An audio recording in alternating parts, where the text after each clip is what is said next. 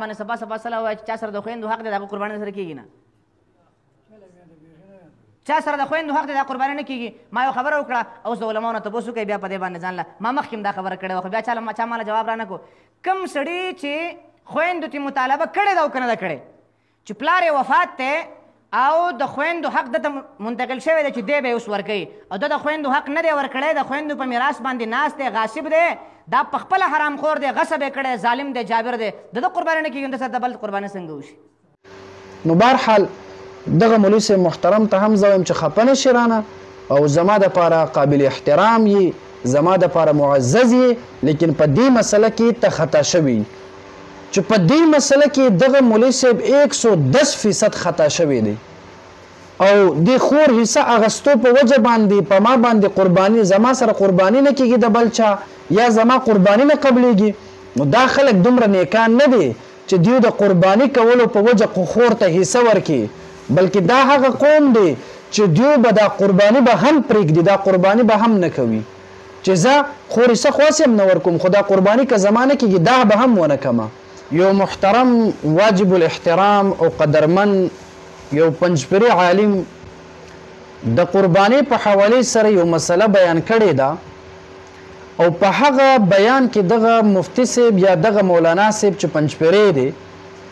دی دا خبره کوي چې یو څوک چې د خپل پلار پاتې شوی جیدات کې د خپل خویاندو حصه نه ورکوي دغه کس قرباني نه کیږي او بیا ورسره دا خبره هم کوي چې د دې خبرې تاسو د علما کرامو نه پوښتنې وکئ او بیا داسې په سختي سره وایي چې هغه خلک چې خویاندو ته حصه نه ورکوي هغې قرباني نه کیږي نو چونکې زمونږ معاشره کې دې ته کتلی کیږي چې دا مولا د عمر په لحاظ سره خو مشر دی او دې ته نه کتلی کیږي چې آیا دې دا کومه مسله بیان کړې ده دا د دین او د مذهب مطابق ده او که نه یو جذباتي مسله ده یو خود ساخته مسله ده نو په دې باندې باید غور او فکر وکړی شي نو ما ته دغه بیان چا ولیږل دغه محترم مولوي صاحب چې په دې مسله کې دغه مولوي صاحب 110% خطا شوی دی یقینا مسله غلطه بیان کړې ده نو اوس به د مولانا صاحب محترم اعلی ظرفي او د اخلاق مظاهره او د علم تقاضا به دا وي چې هم برسریان په منبر باندې دغه امت نه معافي وغواړي معافي مطلب دا چې دغه امت ته دغه مسله سمه وښایي اوس مسله سمه څنګه ده نو محترم مولوي صاحب ته خفه کېږه ما کله کله مونږ ګپ کې وایو چې العلم سمندر لا غاړه له هسې داسې مذاقا وایو چې دا علم دا خو یو سمندر ده چې د دې غاړه نشته بس چرته به یو مسله به یو ځای کې پروت وي خو بهرحال مولوي صاحب تا چې کومه مسله بیان کړې ده دا بالکل غلط دی 100 نه بلکې 110% دا غلط دی ګورئ دین اسلام کې دا لازمه ده چې کله پلار مړ شي د دې دغه جیدات کې به د خویاندو یعنی د دې حصه به خامخا وي یعنی دغه پلار چې مړ شي د دې د لوریانو حصه هم په دې جیدات کې وي اوس که یو انسان دغه جیدات کې حصه خپل خویاندو ته نه ورکوي نو آیا دې سره قرباني کول جایز دی او که جایز نه دی نو صحیح مسله دا ده چې دې سره قرباني کول بالکل جایز دی وجه دا ده چې قرباني هغه چا سره نه کیږي چې د چا پیسه مکمل سوچه حرام وي او که د چا اکثر حصه د پیسې حلال وي هغې سره بالکل قرباني کیدلی شي دویمه خبره دا ده چې کله یو مفتی یا یو مولا هغه مسله بیانوي دې دپاره لازم دا ده چې هغه د عرف او د معاشرې نه ځان خبر کړي چې تر څو پورې ته د معاشرې نه خبر نه یې نو داسې قسمه جذباتي بیانات به بیا کوي اوس ته چې د کوم علاقې زه هم د هغه علاقې یم هلته چېرته هم څوک داسې نه کوي چې د خپل خویاندو د هغه حصو د جیدات نه کم پیسه واخلي په هغه قرباني کوي داسې هیڅوک هم نه کوي ځکه چې معاشره کې داسې نه کیږي او که مولوي صاحب ستا نظر دا وي چې په دې دور کې دغه خویاندې دا مظلومه دي زه به داسې سخت یو بیان وکمه نو دا خلک به د خویاندو دغه حصه به ورکي نو دا ستاسو غلط فهمي ده د اسلام یو حکم پوره کولو دپاره دا بل حکم نه خلق منع کول دا اسلام سره غداری او نادانی او کم علمی ده. لکه عوام به زه په دې مثال باندې پوهه کما چې وګورئ یو طرف ته مونځ دا هم فرض دی، بل طرف ته روجه دا هم فرض دی، حالانکه دا مونځ د روجې نه غټ عبادت دی. وس یو کس په رمضان المبارک په دغه میاشت کې هم د مونځ نه کوي او روجه نیسي، اوس چې مولا یا یو کس ورته ووایي چې مړه دا مونځ دا خو ډېر اهم عبادت دی، ته مونځ نه کوي او روجه نیسي، نو دا خو نه کیږي چې مونځ نه کوي روجه هم مه نیسه. نو دا خبره به غلطه وي چې هغه یو فرض پرېږدي که نه نو په دې باندې ګناهګار شو، ته ور باندې اوس دا دویم فرض مه پرېږدوه، هغه چې دا روجه ونیسي شکر وباسه چې په دې دور کې دې روجه ونیسي. هم که ستا مقصد دا وي چې زه به داسې په دین کې رد او بدل وکړمه دا خلک به د خویاندو حصه ورکړي. مولوي صاحب محترم دا ستاسو غلط فهمي ده.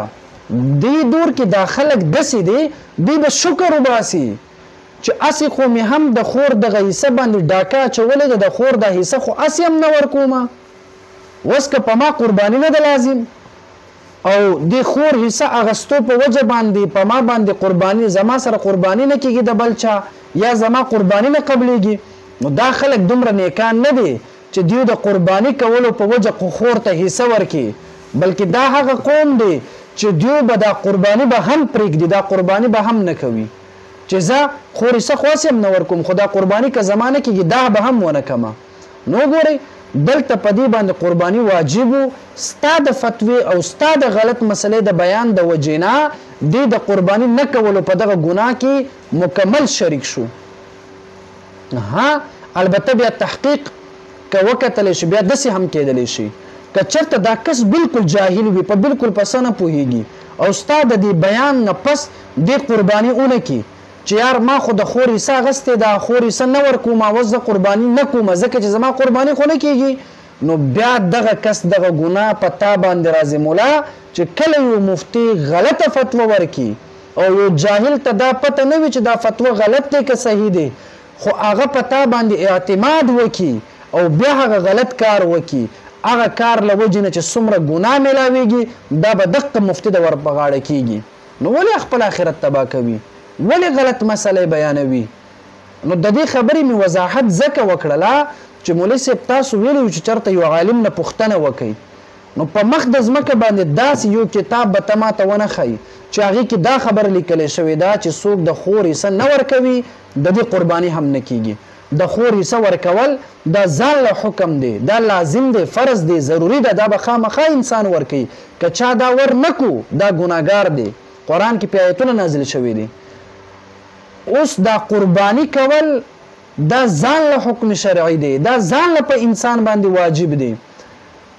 نو اوس که خور حصه نه ورکوي دا ځان له ګناه شو، که قرباني کوي د قرباني نه کولو د ګناه نه به دا انسان بد شي، او که ته ورته وایې چې ستا قرباني هم نه کېږي دې ته بیا دوه ګناهونه میلاو شو، یو د خور حصه د نه ورکولو، دویم ګناه د قرباني د نه کولو. باید چې علماء کرام په مسائلو بیانولو کې احتیاط وکړي، مطالعه وکړي، د کتابونو څخه کار واخلي. داسې جذباتي بیانات دا زمونږ د آینده نسلونو د اعمال د ختمولو یو لوی ذریعه ګرځي. سبا له به بل یو انسان پاسي چې یار ته خو مونځ نه کوي زکات هم مه ورکوه، ته خو مونځ نه کوي روژې هم مه نیسه، ته خو مونځ نه کوي حج هم مه کوه. دا کم خبره شوله. سبا له به بل یو کس پاسي سبا له به دغه مسله بیان کی چې ته مالداري په تا باندې زکات لازم دی او ته زکات نه ورکوي او دا کس حج ته رواني او ته ورته وایې چې ته حج له مزه اول زکات ورکړه کنې ستا دغه حج نه ادا کېږي، نو دا مسله خو غلطه شو که نه. زکات ادا کول دا ځان له فرض دی ور باندې، دا حج ادا کول دا ځان له فرض دی. اوس که چېرته د زکات نه ورکولو په وجه باندې ته هغه د حج نه هم منع کوي نو دا خو ته غلط کار کوي او یو انسان ته په ګناه کې مبتلا کوي. نو دا خو زه وایم چې یو طالب العلم هم په دې باندې پوهېږي چې انسان د خور حصہ نه ورکوي دا ځان له ګناه ده. یو انسان قرباني نه کوي دا ځان له ګناه ده. که انسان قرباني وکړله د قرباني نه کولو د ګناه نه به دې بچ شي، د خور ته دا حصہ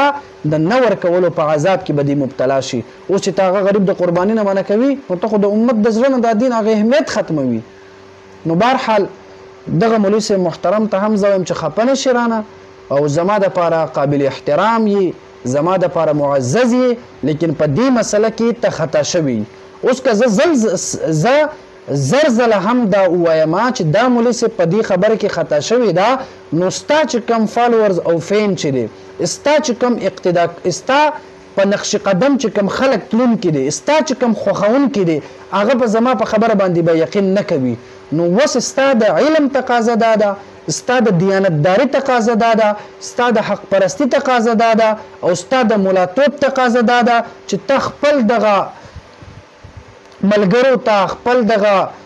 محبینو ته، خپل دغه نقش قدم باندې روان خلکو ته دا مسله دوباره صحیح بیان کی او خپل د اولنې دغه مسلې نه ته رجوع وکړي او اول خپل دغه مسلې نه ته براءت وکړي چې زه په دې مسله کې خطا شوی یم. دا به ستا دیانتداري او ستا صداقت او ستا حق پرستی به وي. او که چېرته ته د خپل مسلې نه رجوع نه کوي نو بیا در باندې لازمه ده چې دا کومه مسله چې تا بیان کړې ده په دې باندې ته ما ته هم یو دلیل وښایه، په دې مسله باندې ته زما هم اطمینان راوله، په دې مسله چې زه هم پوهه شم، ما هم په دې باندې پوهه که، نو بیا به زه خپل دغه مسلې نه رجوع وکړم دا کوم چې مې اوس بیان کړله. نو بهرحال الله رب العالمین دې مونږ ته حق او سچ دین د امت ته ښودلو توفیق راکړي. اللهم صل على روح محمد في الأرواح، اللهم صل على جسد محمد في الأجساد، اللهم صل على قبر محمد في القبور.